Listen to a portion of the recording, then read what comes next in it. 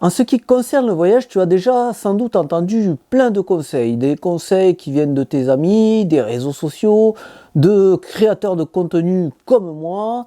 Des conseils qui sont censés te faciliter le voyage ou des conseils qui sont censés rendre le voyage plus malin, voilà, dépenser moins d'argent, être plus tranquille, voilà, ce genre de bons petits conseils. Tu sais, des trucs du genre, ah ben t'as pas besoin de réserver avant, t'inquiète, tu verras sur place, c'est moins cher.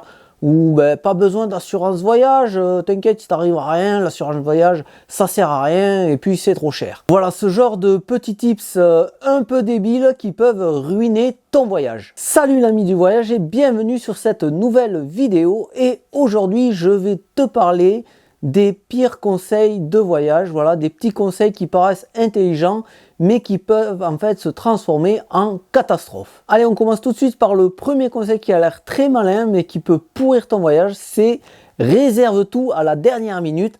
C'est moins cher. Alors non, ça ne marche pas, hein. Je vois pas déjà par quelle magie les prix pourraient descendre parce que tu achètes à la dernière minute, quoi.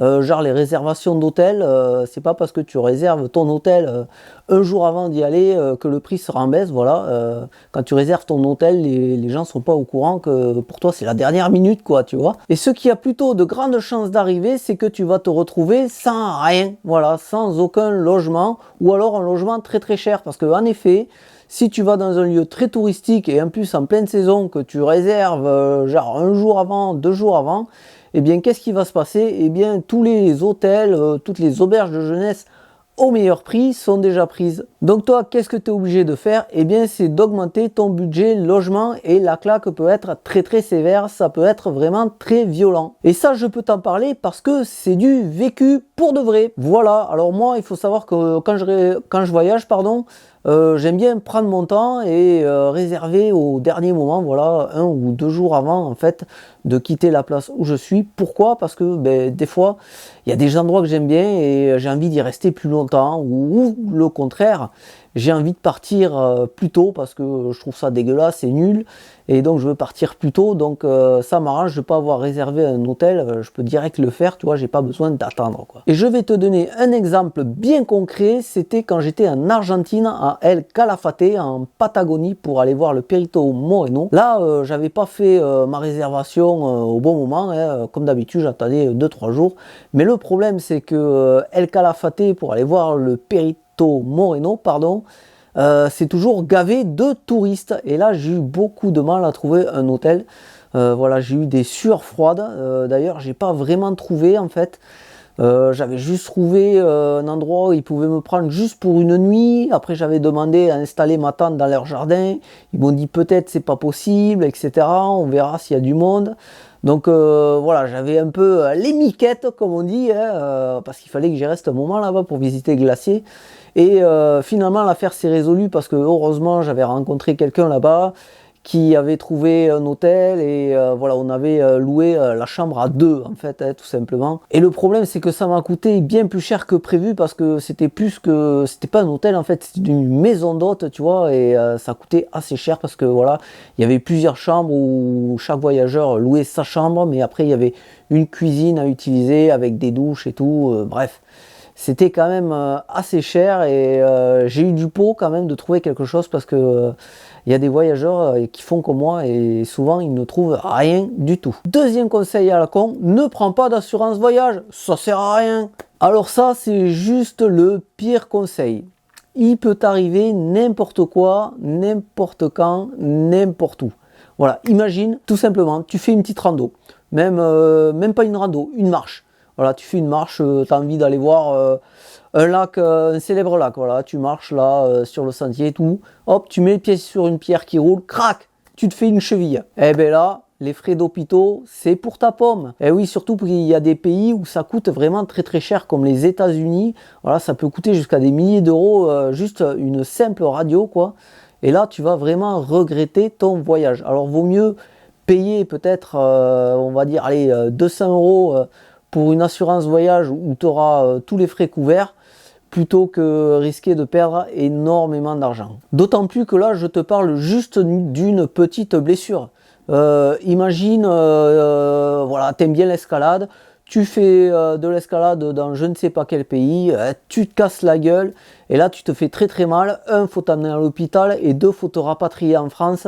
Ou alors là, les frais, ça va être énorme. Je peux te dire déjà, ton voyage est gâché à cause de l'accident, mais il est aussi gâché à cause des frais que tu vas avoir. Tu vas être endetté pendant des mois et des mois, peut-être même des années. Troisième conseil, un peu bidon, et là aussi, c'est du vécu pour moi. Ne fais pas de plan, ne prépare rien, l'improvisation c'est tellement plus cool. Alors c'est vrai, pour voyager un peu comme ça, moi je fais pas énormément de plans. L'improvisation ça a quelque chose d'assez cool, c'est un peu l'aventure, tu vois, tu sais pas trop où tu vas et tout. Mais souvent ça conduit à des déconvenues assez chiantes, surtout si t'as pas trop le temps. Alors il faut savoir que si t'as rien préparé pour ton voyage, déjà c'est une grosse source de stress, mais c'est aussi du temps perdu. Parce qu'en fait, voilà, tu vas faire ta visite un jour, tu vas visiter des grottes, voilà, et le soir, quand tu reviens, eh bien il faut planifier ce que tu vas faire le lendemain, comment tu vas faire. Hein, est-ce que tu vas y aller en bus? À combien d'heures de route c'est? Où c'est exactement? Est-ce que c'est ouvert et tout? Tu vois, tu as tout ça à gérer le soir quand tu es fatigué après ta visite d'un site touristique quelconque. Et ça, je t'assure, c'est quand même assez chiant. Encore une fois, je l'ai souvent fait, donc je sais de quoi je parle. Ensuite, tu peux te retrouver en face de grosses déconvenues. Par exemple, un site que tu voulais absolument voir, ben, qui est fermé à ce moment-là. Voilà, tu veux y aller le lundi, il n'y a que le lundi où tu peux y aller, et t'as pas vérifié, en fait, le lundi, le truc est fermé. Voilà, tu peux pas y aller. C'est le genre de truc qui m'est assez souvent arrivé en vrai. Et d'ailleurs, j'ai une super anecdote sur un voyage qui n'est pas préparé comme ça. Tu vas voir, c'est très intéressant et très instructif. J'avais promis à ma chérie de l'amener au lac de Côme, en Italie. Donc, au bout de quelques temps, eh bien, j'ai tenu ma promesse. Voilà, j'ai acheté des billets pour aller en Italie, pour aller au lac de Côme. Elle voulait absolument visiter la célèbre villa qu'on voit dans plusieurs films, notamment dans Star Wars, l'attaque fantôme. J'ai oublié le nom de la villa, mais je la retrouverai, je l'écrirai quelque part par là. Donc elle voulait voir cette villa et voilà, c'était prévu qu'on aille voir cette villa. Mais moi, je m'étais pas trop renseigné dessus, j'avais regardé vite fait le routard et tout, et j'ai fait bon, on va faire ça. Donc déjà, on a choisi d'y aller et de revenir en bateau. Alors, faut savoir, c'est à 3 heures de bateau et il y a aussi un bus qui y va. Et le lac de Côme, c'est au cœur des montagnes et tout. Et pareil, je m'étais pas vraiment renseigné. Et en gros, je m'étais dit, ben, le bus, ça doit quand même prendre plus de temps. Il y a plein de lacets et tout. Le bateau, en gros, c'est plus direct. Ça prend 3 heures, hein, encore une fois, pour y aller. Bref, on arrive à cette fameuse villa. Et là, il y a un mec qui nous accueille et qui nous demande, est-ce que vous avez réservé? Ben là, je lui dis non, on n'a pas réservé. Eh bien, désolé, il n'y a plus de place. Vous ne pouvez pas rentrer. Ah! Voilà, et c'était le seul jour où on pouvait aller à cette villa. Donc malheureusement, j'ai pas pu tenir vraiment ma promesse. J'ai bien amené ma chérie au lac de Côme, mais on n'a pas pu voir cette fameuse villa. Voilà, elle était très déçue, hein. Moi j'étais un peu déçu de l'avoir déçue aussi. Mais voilà ce qui arrive quand on prépare pas le voyage. Et de plus, après, donc on est rentré, on a repris encore le bateau, 3 heures de bateau, t'imagines, ça fait 6 heures quand même de navigation. On est allé voir les horaires de bus et on s'est rendu compte que le bus allait bien plus vite que le bateau. Et en plus, c'était moins cher. Donc voilà, typiquement, c'est le voyage gâché par un manque de préparation. Donc tu vois, c'est possible et pourtant, j'ai l'habitude de voyager. Autre conseil qu'on peut te donner, prends juste du cash. Voilà, pas de carte de retrait, rien du tout. Très très mauvaise idée. Un truc tout bête, ben voilà, tu te fais voler ou tu le perds. Voilà, comment tu fais?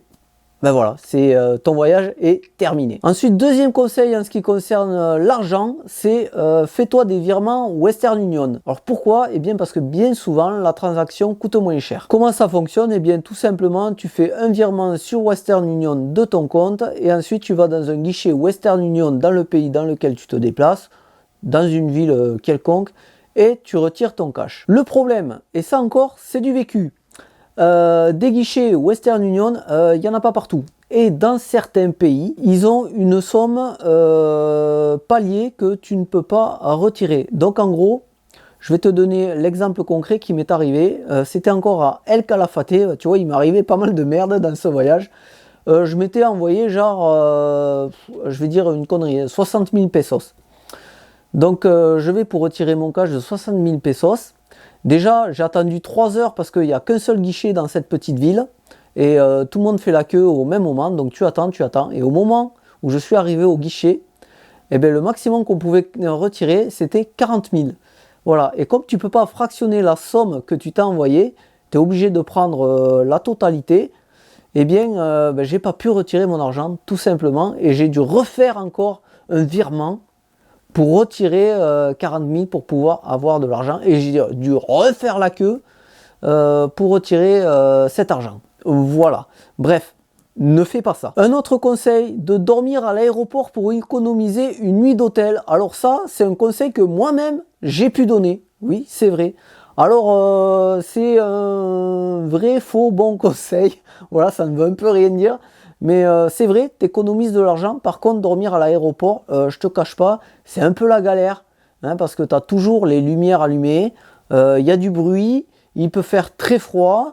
On peut venir te réveiller. Voilà, les agents de sécurité qui viennent te mettre des coups de pompe pour te dire ah non, mais dors pas là, on n'est pas chez les clodos, tu vois. Ça peut arriver. Donc c'est un conseil un peu mitigé que moi-même j'ai appliqué plusieurs fois. Mais c'est vrai, c'est pas super pratique. Est-ce qu'il vaut mieux pas dépenser un petit peu d'argent, une nuit d'hôtel pour mieux dormir? Parce que si tu dors mal, en fait, une nuit, en fait, avec le décalage d'horaire, avec le jet lag qu'on appelle, voilà, tu peux être très fatigué, ça peut durer 2 jours, tu vois, à être crevé et de pas profiter pleinement de ton voyage, et ça c'est un peu dommage. Un autre conseil qui paraît très intelligent pour tous les voyageurs, c'est mange tout ce que tu peux trouver, enfin tout ce qui se mange en tout cas. Alors là je dis oui, c'est un très bon conseil, mais aussi non, c'est pas un très très bon conseil. Bon déjà faut savoir que nos petits estomacs d'occidentaux, ils sont pas préparés à tout et n'importe quoi en fait. Voilà. Il y a des régions du monde où la préparation de certains plats, surtout dans la rue, niveau hygiène, c'est pas trop ça. Et je te garantis que ton estomac et ton tube digestif, même en entier, ne va pas forcément supporter. Bon, après, c'est toujours sympa de tester des trucs, j'avoue. Des fois, tu commandes des plats au restaurant, tu sais pas trop ce que tu commandes. Là, tu peux être surpris aussi. Voilà, manger un truc que ton palais n'a pas du tout l'habitude de manger. Donc, tu peux perdre de l'argent, tu peux aussi tomber très malade. Bref, pour moi, celui-là, c'est pas tellement un mauvais conseil, c'est un conseil assez risqué quand même. Voilà, parce qu'encore une fois, je te garantis que tu peux choper une belle tourista. Et la tourista en voyage, tous les voyageurs savent que c'est un petit problème assez important quand même. Et enfin, un dernier conseil qui peut transformer ton voyage en cauchemar, c'est louer une voiture, c'est la liberté. Alors là, c'est vrai, louer une voiture dans un pays étranger, c'est la liberté, mais en vrai, pas dans tous les pays. Effectivement, il y a des pays comme l'Inde, moi je me vois pas conduire une voiture en Inde parce que le trafic, c'est un bordel sans nom, quoi. Je pense que je louerai une voiture en Inde, pardon, j'aurai une crise cardiaque, c'est sûr, et j'arrêterai pas de m'énerver toutes les 30 secondes. Je pense que dans certains pays, ce n'est pas une très bonne idée. D'autant plus que dans certains pays, les règles de circulation peuvent être différentes. Bref, c'est une grosse source de stress. Alors imagine que tu aies un accident de voiture et qu'en plus tu n'es pas pris d'assurance voyage. Bah alors là, je te garantis que tu es dans une merde noire. Voilà, je vais m'arrêter là pour ces quelques conseils qui peuvent te pourrir en voyage. Alors, certains de ces conseils ne sont pas forcément faux. Il y en a d'autres qui peuvent paraître vraiment malins, mais le problème c'est où les employer et quand les employer. Voilà, c'est ça. Il y a certains pays où tu peux pas faire tout et n'importe quoi malheureusement.